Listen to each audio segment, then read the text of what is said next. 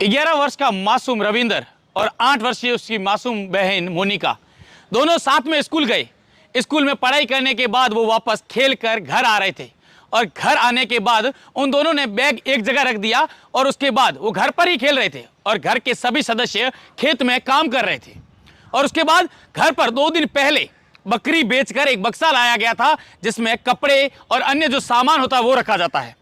और उस बक्से के अंदर उस समय कुछ नहीं था, तो दोनों भाई बहन खेलते खेलते उस बक्से के अंदर घुस गए और अचानक ही उस बक्से का जो ऊपर का ढक्कन था वो बंद हो गया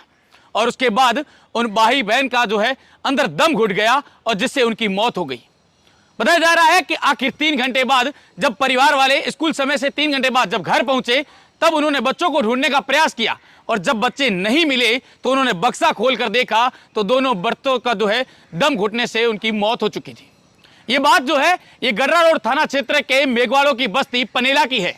जहां पर 11 वर्षीय मासूम रविंदर अपनी बहन मोनिका जो 8 वर्षीय है, दोनों कल स्कूल गए। शुक्रवार को स्कूल में जाने के बाद वो वापस शाम को घर लौटे और उनके पिता चोखाराम जो है वो किसान है। वो जब घर लौटे तो उसके बाद वो घर पर खेल रहे थे और चोखाराम जो किसान है वो उनका पूरा परिवार जो है खेत में काम कर रहा था। और काम करने के दौरान जब उन लोगों ने 3 घंटे बाद जब घर आकर देखा तो 2 बच्चे नहीं दिखे और चोखाराम के कुल 3 बच्चे थे, एक रविंदर, एक मोनिका और एक हितेश। रविंदर और मोनिका ने तो उस बक्से में दम तोड़ दिया, अब केवल घर पर हितेश रहा है। लेकिन घर और पूरे गांव में इस प्रकार से सन्नाटा छा गया है क्योंकि 2 बच्चे,